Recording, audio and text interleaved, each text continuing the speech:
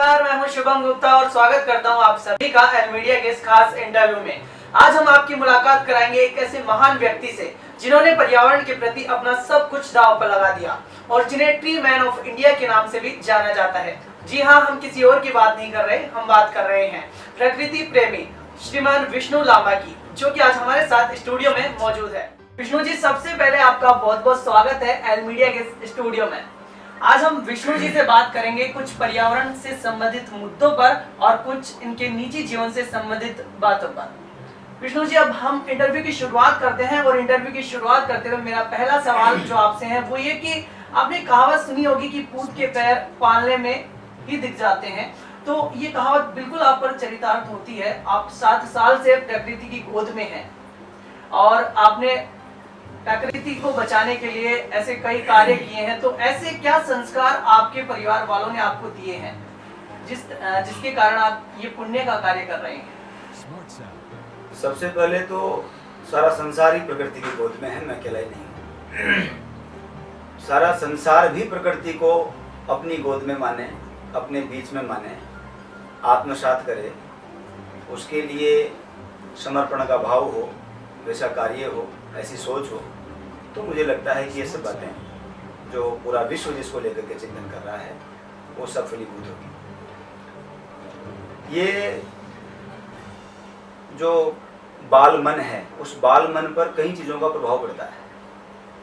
बचपन के बहुत छोटे छोटे ऐसे वाक़ये हैं जो मुझे अक्सर याद आते हैं, बड़ा सुकून देते हैं। अतीत की स्मृतियाँ जितनी मधुर लगती हैं उतनी संसार का कोई सुख नहीं लगता। लेकिन ये निर्भर करता है कि आपके संस्कार देने वाले, आप जिन लोगों के बीच में रह रहे हैं वो लोग कैसे हैं। ये मेरे लिए सौभाग्य की बात रही कि मंदिर से, गाय से, खेतों से, पर्यावरण से, प्रकृति से, इनसे मेरा जुड़ाव रहा। जुड़ाव इसलिए रहा कि पिताजी मंदिर में सेवा करते थे, अभी भी करते हैं। माता राम परिवार के कार्य करती थी।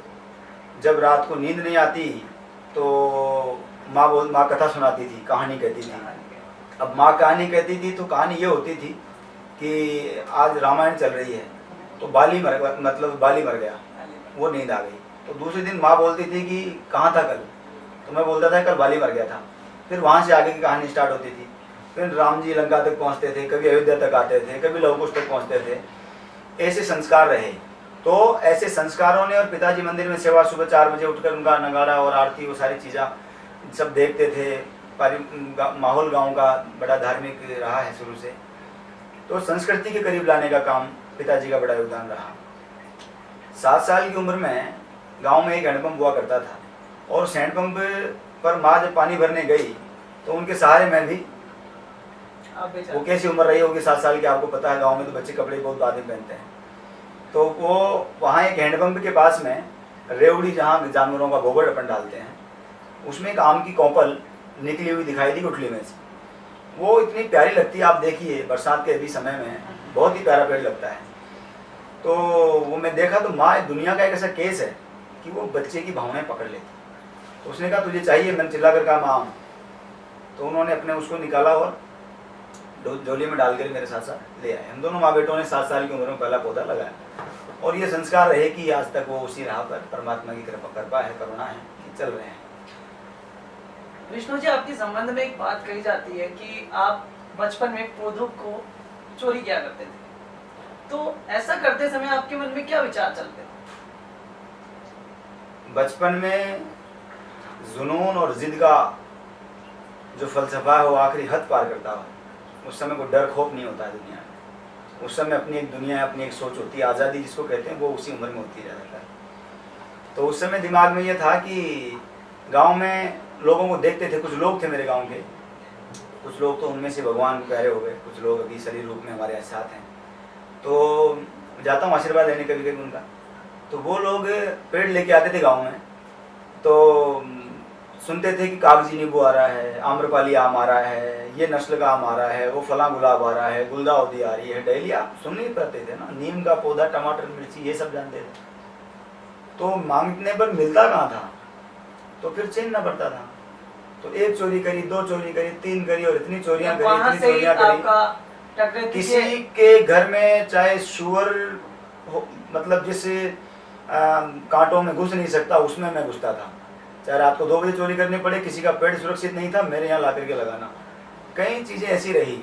गांव में छोटे छोटे जो बरसात के दिनों में आप देखते हो, वहाँ तो आजकल तो स्वच्छ भारत हमारे माननीय प्रधानमंत्री जी ने बड़ा अच्छा काम कर दिया देश में। उस समय तो डिब्बा लेके बाहर ही सारा, तो वहाँ जहाँ भी जाओ वहाँ पर आप जगह जगह खूब सारे टमाटर, खूब सारी मिर्ची, खूब सारे बैंगन एक साथ उगते थे। तो फिर धीरे धीरे एक टोली बन गई गाँव में कि चलो पेड़ लेने चलो। पेड़ ले जाते थे और वो राउंड एक लकड़ी से कि ये मेरे, ये मेरे। प्रकृति प्रेमी की जो भावना थी वो आपसे बचपन से ही थी। और यदि हम विष्णु जी बात करें, एक दूसरी तरफ ध्यान दें तो हमारी जो राजधानी है और अन्य जो देश के महानगर है, तो वहाँ पर प्रदूषण एक बड़ी समस्या है। तो इस समस्या से निपटने के लिए कोई आप ऐसा सुझाव देंगे जिससे हम इससे आसानी से निपट सकें?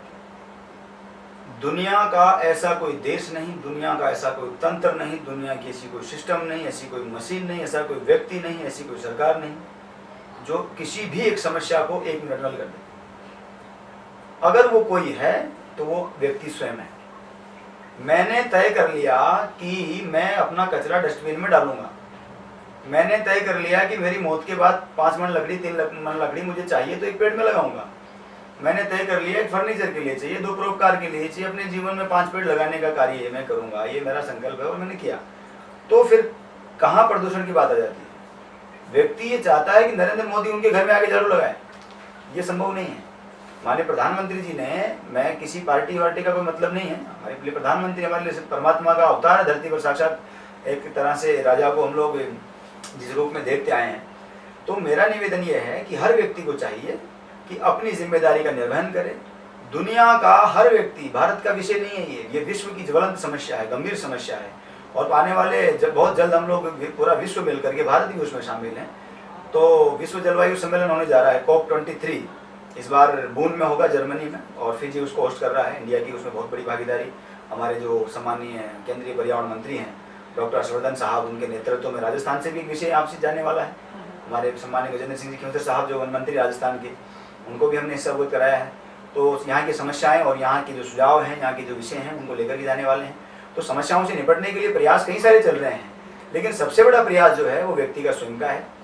आपने पेड़ एक नहीं लगाया और बातें पर्यावरण कैसे खत्म, स्वच्छ हो, कैसे प्रदूषण मुक्त हो भारत, दुनिया, तो ये सब चीज़ें तब जाके तय होगी कि फैक्ट्रियों के ऊपर अभी बड़े पैमाने की बात करें, राजनीतिक जीवन की या अन्य बड़े स्तर की बात करें, तो जितने भी बड़ी कंपनियां हैं, हाई कोर्ट के आदेश हैं, उनका एक क्राइटेरिया तय किया गया कि इसके ऊपर उनको CSR करना है, सोशल जो रेस्पॉन्सिबिलिटी है, उनकी जिम्मेदारी है वो करना है।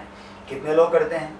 अब तो बड़े लोगों ने, तथाकथित बड़े लोगों ने ये भी निकाल लिया तरीका कि वो अपने खुद के NGO बना लिए उन्होंने। मतलब आप कहना चाहते हैं कि सभी लोग अपनी जिम्मेदारी को समझे और इस तरफ कार्य करें, और पर्यावरण की दृष्टि से तभी हमारा देश आगे बढ़ेगा, आप ऐसा कहना चाहते हैं? तो यदि हम एक और ध्यान दें तो विश्व के परिदृश्य में देखें तो हमारा देश पर्यावरण की दृष्टि से काफी पिछड़ा हुआ है। तो आप इस स्तर से देश को ऊंचा उठाने के लिए कोई ऐसा कार्य करेंगे या कोई ऐसी योजना चलाएंगे या कुछ ऐसा आपके दिमाग में चल रहा है? पूरा विश्व जानता है भारत पर्यावरण की दृष्टि से पिछड़ा हुआ देश हो ही नहीं सकता। एक बात, हमारे जो नेतृत्वकर्ता हैं, उन नेतृत्वकर्ताओं की ये कमजोरी कही है, चाहे वो किसी पार्टी की सरकारें रही हो, हम लोग अपनी बात को जिम्मेदारी के साथ, मजबूती के साथ रखने में कहीं ना कहीं नाकाम रहे होंगे, ऐसा मुझे लगता है। या दुनिया ने हम पर आरोप लगाए होंगे, भी अमेरिका ने लगाया कुछ दिनों पहले, तो हम पर जो आरोप लगाए होंगे उसका प्रत्युत्तर हमने अपनी पूरी ताकत से नहीं दिया होगा, लेकिन अपने कार्य के आधार पर। और प्रकृति आप देखिए, दुनिया का हर देश अपने देश से, अपनी मातृभूमि से प्यार करता है, हर देश करता है। भारत एकमात्र ऐसा देश है जो अपनी मातृभूमि की पूजा भी करता है, प्यार भी करता है। यहाँ पर पेड़ नहीं है, यहाँ पर पेड़ परमात्मा है, परमेश्वर है। दुनिया का, विश्व का सबसे बड़ा, सबसे प्रथम अगर कोई पर्यावरणविद है, आज आप विष्णु लामा जी से तो करोड़ों लोग आए दुनिया में, लेकिन विश्व का सबसे बड़ा जो पर्यावरणविद है वो भगवान शंकर को हम लोग मानते हैं। उन्होंने विष पिया पूरे संसार की बचाने के लिए, संरक्षण के लिए। तो भारत की संस्कृति और राजस्थान के माटे की बात करते हैं हम लोग। मैं राजस्थान का नेतृत्व दुनिया में जाकर के करने का मुझे मौका अक्सर मिलता रहता है। मैं आपसे निवेदन करूं, अमृता देवी बिश्नोई 363 लोगों के साथ में अपनी गर्दनें कटवा देती हैं, वो देश कैसे पिछड़ा हुआ रह सकता है पर्यावरण के क्षेत्र में? जहाँ का पर्यावरणविद हमने पूरी दुनिया को जिसने समेट के अपना पूरा जहर पी लिया, वो कैसे देश पीछे रह सकता है? मत्स्य पुराण, जो पूरा पर्यावरण पर आधारित है। अथर्ववेद, सामवेद, यजुर्वेद, ऋग्वेद, आप पढ़िए ना पर्यावरण को। हमारे राम जी बन जाते हैं, हमारे राम जी बन जाते हैं, हमारे राम जी बन जाते हैं तो बन जाते हैं, हमारे कृष्ण बन जाते हैं तो बन जाते हैं, हमारे महावीर बन जाते हैं तो बन जाते हैं। डिबेट नहीं चल रही है। मैं आपसे डिबेट नहीं कर रहा हूँ, मैं आपको बात बता रहा हूँ। आपने मुझे अंदर से छेड़ा है, इसलिए छेड़ा है। मैं आपको बहुत आपका बड़े सम्मान के साथ मुझे अच्छा लग रहा है, लेकिन भारत दुनिया में पर्यावरण की दृष्टि से पिछड़ा हुआ है ये कहना बिल्कुल। हमने अपना जीवन दिया है, अपना माँ बाप छोड़े, अपने परिवार छोड़ा, अपना सुख छोड़ा है, अपने पीछे बहुत चीजें छोड़ के आए हैं, बहुत दर्द समेटे हुए हैं, लेकिन पूरी दुनिया को हंसाने का काम कर रहे हैं। इस भरी जवानी में जहां आदमी को गर्लफ्रेंड और दारू के सिवा कुछ दिखाई नहीं देता है, उस भरी जवानी में सिर्फ पेट की बात करने के लिए निकले हैं। तो तकलीफ इस बात की होती है कि दुनिया में भारत कहीं भी पिछड़ा हुआ नहीं है। आप पूरा इतिहास उठा के देख लीजिए, और वर्तमान दौर में जो क्रांति चल रही है पर्यावरण को बचाने की, मुझे लगता है डॉक्टर हर्षवर्धन के नेतृत्व में, राजस्थान से गजेंद्र सिंह जी के नेतृत्व में हम लोग कीर्तिमान कायम करेंगे, और इस बार विश्व जलवायु सम्मेलन में भारत का झंडा पूरी दुनिया के सामने बुलंद करेंगे। मतलब आप संयुक्त राष्ट्र संघ के आंकड़ों को झूठा बता रहे हैं। बिल्कुल आंकड़े झूठे हैं। आप दिखाइए, अगर आपके पास है तो मुझे दिखाइए कौन से आंकड़े किसने प्रस्तुत किए हैं। संयुक्त राष्ट्र संघ विश्व में इतना बड़ा संगठन है, आंकड़ों की प्रॉब्लम है, प्रॉब्लम आंकड़े तो है, सरकारी लिए कार्य करता है, तो आप उनके आंकड़ों को साफ तौर पर झुठला रहे हैं। मैं कोई किसी को चुनौती नहीं दे रहा हूँ, मैं मेरा सबूत दीजिए इस बात का कि हमारा देश पर्यावरण की दृष्टि से इतने सबूत मैंने आपको जो दे दिए, उनको कोई नकार सकता है क्या? एकमात्र पूरा वर्ल्ड जिसको जानता है, पूरी दुनिया जहां गाय के मांस को खाने के लिए आतुर है, वहां पर एक गाय जैसा ऐसा प्राणी, मैं आपसे निवेदन करूं, पर्यावरण का हिस्सा है। मैं गाय की बात उस आध्यात्मिकता के आधार पर, धर्म के आधार पर नहीं कर रहा हूं। मैं गाय बचाने वालों से आग्रह करता हूं कि अन्य पशु क्यों नहीं बचे, अन्य जीव क्यों नहीं बचे, गाय क्यों बचे, मैं भी बोलता हूं। लेकिन मैं एक आप उसका महत्व ये बता रहा हूं कि दुनिया में अगर माँ का दूध अवेलेबल नहीं होता है, गाय एकमात्र ऐसा प्राणी है जिसका दूध बच्चों को पिलाया जाता है।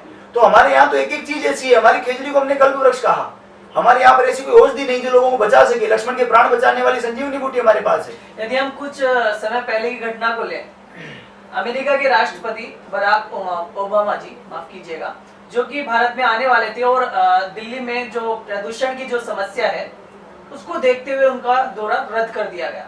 तो इसके बारे में आप क्या कहेंगे? वहाँ की एजेंसी यहाँ पर आती है और जांच करती है प्रदूषण के स्तर का, तो उसको देखते हुए आप इस संबंध में क्या कहेंगे? बराक ओबामा साहब भारत आए, हम लोगों ने पलक पावड़े बिछाए, उनका अभिनंदन किया, सरकार पूरी जुट गई, पूरी प्रशासन, पूरी जनता हमारी जुट गई, हमारे सम्मान्य नेता रहे हैं अमेरिका के, हमारे लिए सब पूरा देश उनने उनकी इज्जत दी है उनको। हमारे यहाँ पर प्रदूषण की जो समस्या है उसको लेकर के उनकी अगर एजेंसी ने कुछ किया भी, जो जांच उनका शोध आया है, तो उस शोध के बाद में भी वो भारत आए, तो कहीं ना कहीं कोई चीज उनको अगर गलत लगी होगी तो ये भारत की जिम्मेदारी है कि हम लोग उसमें और इजाफा करें, अपने कार्य के आधार पर इजाफा करें। और मुझे खुशी इस बात की है, ओबामा साहब को आपके चैनल के माध्यम से मैं बधाई देना चाहता हूँ, आभार प्रकट करना चाहता हूँ कि हमारे यहाँ आकर के उन्होंने हमारे सम्मानीय नेताओं के साथ में पौधा लगाया, और वो पौधा मैं भी राष्ट्रपति भवन में वहाँ पर जहाँ उन्होंने लगाया वहाँ देख के आया हूँ। और हमारे पास में हमने जो अभी डॉक्यूमेंट्री बनाई हमारे काम की, उसमें हमने उस सीन को डाला है, तो वो अपना योगदान देके गया है व्यक्ति। तो हमारी भी जिम्मेदारी है कि वो जो अपेक्षा भारत से करते हैं उस अपेक्षाओं पर हम लोग खरे उतरें। आप अभी कह रहे थे कि पर्यावरण की दृष्टि से भारत काफी अच्छा देश है। बिल्कुल है। और एक तरफ हम भारत के आंकड़ों की बात करें तो पिछले कुछ समय से जो वनों की जो स्थिति धीरे धीरे गिरती आ रही है, सरकारी तो उसके संबंध में आप क्या कहेंगे? सरकारी जो विभाग है, वन विभाग अगर प्लांटेशन करते आए हैं तो फिर आम आदमी की आवश्यकता ही नहीं पड़ती, क्योंकि इतना बजट, इतना काम, इतनी रचना इनके पास होती है। वास्तव में वन विभाग कभी काम करते नहीं है। बहुत कम प्रतिशत है जिसको वो परिणाम देते हैं। जो काम अच्छा है उसकी सराहना होनी चाहिए। अभी इसमें जल स्वावलंबन में जो जल को बचाने का कार्य हुआ है, वृक्षारोपण का जो कार्य हुआ है, वाकई सराहनीय है। सम्माननीय मुख्यमंत्री जी ने, वसुंधरा राजे जी ने जो काम अभी किया है, उनके नेतृत्व में जो काम हुआ है, सराहनीय है। पूर्व मुख्यमंत्री हमारे मेरे लाडले नेता आदरणीय गहलोत साहब ने, सम्माननीय अशोक गहलोत साहब ने हरित राजस्थान जो कैंपेन चलाया, उस समय हम लोग भी स्वागत करने गए, उनके साथ काम करने का सानिध्य उन्होंने हमें भी दिया, विशेष कर पा रहे हम लोगों के ऊपर। लेकिन सरकारी तंत्र की उदासीनता के चलते वो पूरी योजना फेल हो गई। आज हरित राजस्थान के नाम पर जो लगाए गए पौधे हैं वो कहीं जीवित हो तो मुझे आप बता दीजिए। अभी बरसात का समय है, कुछ समय पहले लगाए गए हैं। हम उम्मीद ये करेंगे कि जल स्वावलंबन के तहत जो वृक्षारोपण हुआ है वो वृक्षारोपण यथावत जारी रहे, जीवित रहे। तो इस प्रकार के प्रयास अगर होते हैं तो उनकी सराहना की जानी चाहिए। सरकारी तंत्र की उदासीनता जिस दिन खत्म हो जाएगी उस दिन सब कुछ हो जाएगा। आप अमेरिका की तुलना भारत से अगर करोगे तो कई मायनों में कहीं न कहीं अपने से 2 गुना आगे हो सकते हैं, कहीं हम लोग 2 गुना आगे हो सकते हैं। ऐसा नहीं है कि भारत पिछड़ा हुआ है, ये किसी भी सूरत में बर्दाश्त नहीं होगा। हम लोगों के यहाँ का जो कार्य है, त्याग तपस्या परिश्रम का बलिदान है। हमारे यहाँ पेड़ बचाने के लिए लोग जिंदगी कुर्बान कर देते हैं। हम लोगों ने पेड़ के लिए माँ बाप छोड़ दिए, बड़ा पुण्य का काम कर रहे हैं। और एक तरफ आपने अभी कहा कि जो वन विभाग की जो उदासीनता है या अन्य कई मुद्दों को हम ले, तो ये जो पर्यावरण की पक्ष में जो कार्य हो रहे हैं, इनको रोकने के लिए आपके मन में या आप कोई सुझाव देंगे, ऐसी कोई आपकी योजना है? मिर्जा गालिब साहब का एक शेर है कि जुनून में बक रहा हूं, जाने क्या क्या, खुदा करे कुछ न समझे कोई। जब ये जुनून थोड़ा बड़ा ही था तो 2-3 काम मेरे हाथ से ऐसे हो गए जो होने नहीं चाहिए थे। तरीका ठीक नहीं था विरोध का, मैंने कुछ लोगों का विरोध किया देश के, वो तरीका ठीक नहीं था। आज उस पर थोड़ा समझ में आया कि जो भी विरोध करेंगे सांकेतिक विरोध करेंगे। आप समझ रहे हैं? तो ये जो बात आप कह रहे हैं, निश्चित रूप से कहीं ना कहीं मतलब हमारी तरफ से जो प्रयास है वो ये नहीं हो कि हमने कोई नकारात्मक कुछ गलत कर रहा है तो उसके खिलाफ प्रदर्शन हो। सांकेतिक रूप से उसका प्रदर्शन होना चाहिए, उसका विरोध जाना चाहिए। और सांकेतिक रूप से कल्पतरु संस्थान की पूरी टीम करती है, मैं करता हूँ व्यक्तिगत रूप से। मेरे से कोई विचार से अगर टीम सहमत नहीं होती है तो मैं साइड में हो जाता हूँ। तो हम लोग प्रयास कर रहे हैं। चंबल के डकैतों का जिस समय हमने कार्यक्रम किया, चंबल के डकैतों को हमने पूर्व दशकों को जोड़ने का काम किया, पर्यावरण से आदि जुड़े भी हैं, लेकिन जब परिणाम आए तो सब साथ में लग गए। जिस समय मैंने वो इनिशिएटिव लिया तो उस समय सब लोग दूर हो गए कि भाई साहब आप तो इस कल्पतरु से इस्तीफा दे दीजिए। तो हमारा निवेदन यह है कि सांकेतिक विरोध करेंगे गलत का, लेकिन हमने तय किया है कि क्या होना चाहिए, हम क्या कर सकते हैं, हम क्या करके दिखा सकते हैं, वो हम दिखा रहे हैं। और श्री कल्पतरु संस्थान की टीम ने पिछले इतने लंबे समय में 5 लाख से अधिक पौधे लगाकर जीवित करने का कार्य किया, 11 लाख से अधिक पौधे अब तक निःशुल्क वितरण करने का कार्य किया, 13 लाख से अधिक पौधे विभिन्न योजनाओं में, चाहे वर्ल्ड हैबिटेट सेंटर हो, चाहे कहीं और योजनाएं हो, उन सबका हमने विरोध करके 13 लाख से अधिक पौधों को बचाया है। तो 29 लाख वृक्षों का योगदान देश को सौगात में देने का कार्य अगर हुआ है तो मुझे लगता है वो प्रेरणा ज्यादा ठीक है। अगर किसी चीज का विरोध किया जाए तो उससे बढ़िया आप करके दिखाइए ना। मैं किसी लकीर को मिटाने वाली बात है, उससे बढ़िया मैं अपनी लकीर बड़ी करूंगा ना, तो छोटी पड़ जाएगी। तो बुराई पर अच्छाई की विजय करने की आवश्यकता है। आप कह रहे हैं कि मैं सांकेतिक विरोध करूंगा, और यही स्थिति वन विभाग की या सरकार की विरोध किए हैं और कार्य कर रहे हैं रही, तो आप क्या सख्त कदम उठाएंगे? सख्त कदम, अनुशासनात्मक सख्त कदम उठाएंगे। सांकेतिक रूप से जो कुछ हो सकेगा, कानून के दायरे में जो कुछ हो सकेगा, भारत के संविधान ने जो हमें जो दिया है उन नियमों के आधार पर जो करना होगा हर काम करेंगे। ऐसा कभी काम ना कुछ गलत किया है और परमात्मा ना करे कभी कोई गलत करना पड़े। चंबल का मामला लीजिए, चाहे बनास को अवैध खनन मुक्त कराने का मामला लीजिए, बनास को अवैध खनन के लेकर के हम लोगों ने 4 फैक्ट्रियां बंद भी करवा दी हैं, एनजीटी में भी जा रहे हैं। 550 करोड़ का उनको नुकसान भी हुआ है हमारी वजह से। और कुछ मेरे साथ जो चीजें चल रही है इन दिनों में, जो हो रहा है, वो भी कहीं ना कहीं सरकार की नजर में है, प्रशासन सब जानता है। तो इसलिए कहीं ना कहीं अच्छे परिणाम आने वाले हैं और जो भी काम करेंगे सकारात्मक भाव से करेंगे, कानून के साथ करेंगे। निसंदेह एक अच्छे वक्ता है। लेकिन सर एक चीज बताइए, आपके मुखमंडल पर जो ये ज्योति विराजमान है, इसका क्या राज है? शादी मत करना, आपको पता चल जाएगा। सुबह योग करना चाहिए, प्राणायाम करना चाहिए, प्रकृति के करीब रहना चाहिए, और जो देसी हमारा स्टाइल है उसके करीब रहना चाहिए। तो एक प्रयास है कि वो कर पाऊँ, जैसा होना चाहिए था। जितनी तारीफ आपने कर दी उतना नहीं है, इसलिए नहीं है कि फिलहाल एक्सीडेंट से उठ करके 1 महीने की बेड रेस्ट के बाद आया हूँ। इससे पहले 8-9 महीने चंबल के दस्युओं में वहाँ पर जो खान पान रहा, देसी घी दूध दही, तो वजन काफी बढ़ गया था और अभी शहरों में आ गया तो वापस घट गया है। लेकिन आपका वजन तो मेरे को बढ़ा हुआ लग नहीं रहा अभी। ये है, तो अभी तो 8 किलो घट गया है। कृपा हो गई कुछ अज्ञात लोगों की जिन्होंने मेरे ऊपर कृपा की, और मैं भी 1 महीने बेड रेस्ट पे रहा, तो सब लोगों की दुआएं थी, इसलिए मुझे कुछ हुआ नहीं। चलिए विष्णु जी, चलते चलते 2 शब्दों में जवाब दीजिए कि युवाओं को पर्यावरण के प्रति जागृत करने के लिए आप क्या प्रेरणा देंगे? भारत सबसे अधिक युवाओं वाला राष्ट्र है। भारत के युवा पूरे विश्व में तिरंगा फहरा रहे हैं और 15 अगस्त आने वाला है। तो आपके चैनल के माध्यम से पूरे देशवासियों को, भारत को अपना देश मानने वालों को, भारत से प्यार करने वालों को, भारत माता की पूजा करने वालों को, राष्ट्र और समाज के उत्थान के लिए दृढ़ता के साथ अपने जीवन को होमने वालों को, सभी लोगों को स्वतंत्रता दिवस की शुभकामनाएं देता हूं। और ये उम्मीद करता हूं पूरे देश के युवाओं से, पूरी दुनिया में जहां जहां पर भारत का परचम लहरा रहे हैं वो पूरी दृढ़ता के साथ में डटे रहे मैदान में। 33% जब नासा में वैज्ञानिक हो सकते हैं, दुनिया की अन्य एजेंसियों में हमारे लोग हो सकते हैं, तो कहीं ना कहीं पूरे विश्व को भारत के युवाओं से लाभान्वित होने का मौका मिल रहा है। और ये सब हम सब के लिए गौरव की बात है। मुझे लगता है जो 16वीं शताब्दी इंग्लैंड की रही, वर्तमान शताब्दी अमेरिका की सदी अमेरिका की चल रही है, और 21वीं जो सदी है वो मुझे लगता है भारत की यकीनन आएगी। और पूरी दुनिया के अंदर लोगों को पता चलेगा कि जो विरोध करते हैं आए दिन कई सारी राष्ट्रवादी, राष्ट्र विरोधी भी बातें आती हैं, उन सब चीज़ों को मुंह तोड़ जवाब मिलेगा। और पूरा विश्व एक बार फिर भारत जो है अपनी एक जिस तरह से इसकी इमेज रही है उस इमेज में पहुंचेगा। और पर्यावरणीय दृष्टि से मुझे लगता है कि जो बलिदान, जो शहादत यहाँ पर हुई हैं, और उन सब का परिणाम आने वाला है। और ऐसा भी मौका आएगा जब ओबामा जी को या ट्रम्प साहब को या किसी को भी भारत आने के बाद, आने से पहले सोचना नहीं पड़ेगा कि वहाँ पर प्रदूषण है, यहाँ पर गंगा हमारी कभी प्रदूषित नहीं हो सकती। और हम उम्मीद करेंगे कि अब की बार आपके चैनल से प्रेरणा लेकर के गंगा का एक कलश हम ओबामा जी को भिजवाएं और उनको कहें कि जरा इसको पी के देखिए, सारी बीमारियां नष्ट हो जाएगी, जितना प्रदूषण सब खत्म हो जाएगा। आप सबको बहुत बहुत शुभकामनाएं इस चैनल की प्रगति के लिए, प्रोग्रेस के लिए। मुझे लगता है निष्पक्षता के साथ में आप लोग यूं ही आगे बढ़ते रहेंगे। बहुत बहुत शुभकामनाएं। आपने अपना कीमती समय हमें दिया, इसके लिए एल मीडिया परिवार आपका बहुत बहुत आभारी है। आपका बहुत बहुत धन्यवाद।